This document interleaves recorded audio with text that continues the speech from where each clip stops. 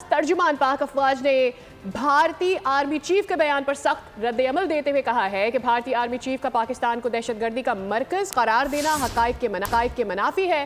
भारतीय army chief का बयान भारत के भौंडे मौक़िफ़ के मुर्दा घोड़े में जान डालने की नाकाम मशक है। पाकिस्तान ऐसे बेबुनियाद बयानात को सख्ती से मुस्तरद करता है।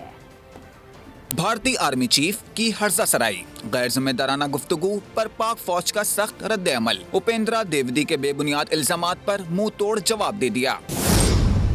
अस्करी तर्जुमान के मुताबिक पाकिस्तान को दहशतगर्दी का मरकज करार देना भारतीय आर्मी चीफ का भोंडा इल्जाम है। कहा, पाकिस्तान भारत के बेबुनियाद इल्जामात को सख्ती से मुस्तरद करता है।